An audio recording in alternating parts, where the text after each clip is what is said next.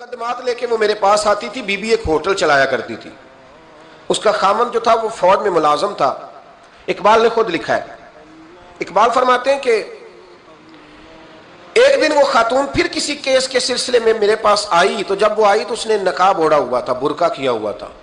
तो चूंकि उसने निकाब ओढ़ा था, मुसलमानों की निशानी थी। नकाब ओढ़ना किन की निशानी है? अल्लाह आपको खुश रखे। तो कहते वो निशानी चूंकि अहले इस्लाम की थी तो मुझे तजस्सुस हुआ। मैंने कहा लेडी खैरियत है? मेम साहब भाई ये बुरका पहना हुआ है। तो कहने लगी हंस के, इकबाल मुझे पक्का यकीन था कि आप जरूर पूछेंगे। तो मैंने कहा अच्छा तो ये बुरका? तो कहने लगी अल्हम्दुलिल्लाह मैं मुसलमान हो गई। तो मैंने फौरन कहा कि आपका शौहर तो फौज में मुलाजम है, फौजी के लिए बदलना और फिर मुल्की कानून और ये चीजें। तो कहने लगी उसने मुझे क्या कहना था, वो खुद कलमा पढ़ गया। तो कहती है मैं और मुतजस्सिस हुआ। वो केस की बात करती तो मेरा तजस्सुस बढ़ गया। मैंने कहा तू केस छोड़ के बता कलमा कैसे पढ़ा। तो कहने लगी इकबाल असल बात यह है कि मैं ना बे औलाद थी, खामद भी बड़े अच्छे पैसे कमाता, मैं खुद भी होटल चलाती, पर डिप्रेशन और टेंशन और बिला वजह की परेशानियां जान नहीं छोड़। ये टेंशन और डिप्रेशन का ना मुझे अरबी तर्जुमा कोई नहीं मिला। ये डिप्रेशन और टेंशन का ना मैंने तलाश किया है, लेकिन मुझे अरबी लुगत के अंदर इनके मानी मुझे लगता है कि उस जमाने में ये चीजें थी नहीं, होती तो इनका कोई नाम भी, ये आज है ना तो इसलिए आज के जमाने में ही नाम है मुफ्त का, मुफ्त की परेशानी। तो कहती है मुझे टेंशन और डिप्रेशन रहती थी हर वक्त, बड़ी मैं परेशान रहती थी। मेरे साथ एक अजीब वाकया हुआ कि मेरे होटल में ना एक बाबा जी बर्तन मांजते थे, बूढ़े आदमी थे, 70 साल के करीब उम्र थी। उनका एक बेटा था, एक बहू थी, एक पोता था, लेकिन वो बेचारे बेटा बीमार रहता था तो लिहाजा वो खुद मजदूरी करते थे। कहती है एक दिन वो बाबा जी मेरे पास आए, कहने लगे मेम साहबा 2-4 दिन की छुट्टी चाहिए। तो मैंने कहा खैरियत है? कहने लगे मैडम मेरा बेटा फौत हो गया। बेटा, आपको पता है बाप का जनाजा पढ़ना आसान है, बेटे का जनाजा उठाना बड़ा मुश्किल काम। कहती है मैं कुछ लिख रही थी, मेरे हाथ से कलम गिर गया। मैंने खुद गाड़ी भेजी, बाबा जी गाँव चले गए जहाँ वो रहते थे। कहती 2-3 दिन के बाद मैं और मेरा शौहर गए तो रास्ते में हम बातें कर रहे थे कि क्या ताज़ियत करेंगे। एक ही बेटा था, कोई रिश्तेदार भी नहीं, तो उसकी तो कायनात उजड़ गई, किन लफ्ज़ों से उसे ताज़ियत क्या कहेंगे। कहते जब हम गए तो वो टूटी हुई चटाई पे बैठा था, कुछ लोग करीब थे। हमने जाके कहा बाबा आप मुसलमान हैं, हम आपको क्या नसीहत करें। एक ही बेटा था कि किस तरह करके हम आपको तसल्ली दें। तो कहते उसने आंखें खोली, बूढ़ी आंखों में ईमान की रोशनी। कहने लगा बीबी क्या ताज़ियत की बात करती हो, मैंने को पैसे जमा करा के बेटा लिया था, खुदा ने फजल से दिया था, अदल से ले गया है। मैं अपने रब के फैसले में बड़ा राजी हूं, अल्लाह बड़ा करीम है, वो ले गया, उसका माल था। आप यकीन करें हमारे देहाती लोग ये क्या करते थे, मैंने कानों से सुना है। एक बूढ़े आदमी का एक दफा बेटा फौत हो गया तो किसी ने उससे कहा बाबा छोटी उम्र में बच्चा चला गया, तो मुझे लफ्ज नहीं भूलते। कहने लगे पुत्र अल्लाह दी फसल है, कच्ची वड्डे तां भी ओदी है। सुने आपने भी कभी ये फिक्रा, कच्ची वड्डे ते पक्की लै जाए तां भी है जो ओदी। तो जब उसका जी चाहा वो ले गया। अल्लाह अकबर। वो खातून कहती है कि वो बाबा जी से मैंने कहा कि चलो आप 1 महीने की छुट्टी कर ले। तो कहने लगा नहीं मैडम मैं मुसलमान हूँ, मुफ्त की रोटी नहीं खाता, मजदूरी करके खाता हूँ, मैं इंशाल्लाह 2-3 दिन के बाद काम पे आ जाऊँगा।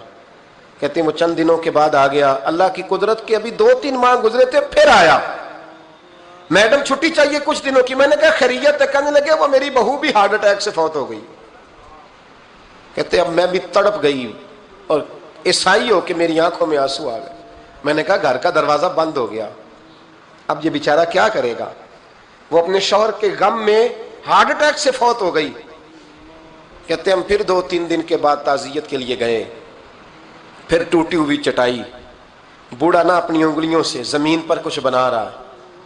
कहती करीब गई और मैंने जाके कहा बाबा अब तो तसल्ली आपने खुद ही करनी है, जो निज़ाम था वो तो हो गया। तो कहते हैं फिर उसने आंखें खोली, आसमान की तरफ देखा तो कहने लगा बेटी कोई परेशानी नहीं, मेरा बेटा बगैर शादी के भी तो फौत हो ही सकता था ना, बस मेरे मालिक ने जब चाहा जैसे चाह हुआ। मैं इंशाल्लाह 2-4 दिन के बाद काम पे आऊंगा, ये मेरा 3-4-5 साल का पोता है, अभी स्कूल दाखिल हुआ है, मैं साथ ले आऊंगा, वहां मेरे साथ ऊपर क्वार्टर में जहां मैं रहता हूं ये भी रहेगा।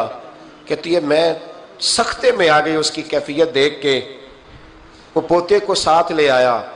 कभी कभी मैं देखती छत पे खड़े होके कि दादा घोड़ा बना हुआ है और पोता सवारी कर रहा है। वो सवेरे उठता, उसको स्कूल छोड़ के आता, शाम को लेके आता, प्यार करता, मोहब्बत करता। तीसरी मंजिल पर हमने क्वार्टर दिया हुआ था, वहां दादा पोता रहते। अल्लाह तू बड़ा बेनियाज है।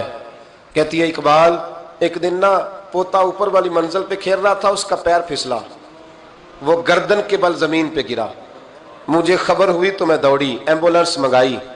खून से लिथड़े हुए उस बच्चे को दादे ने अपनी गोद में रखा।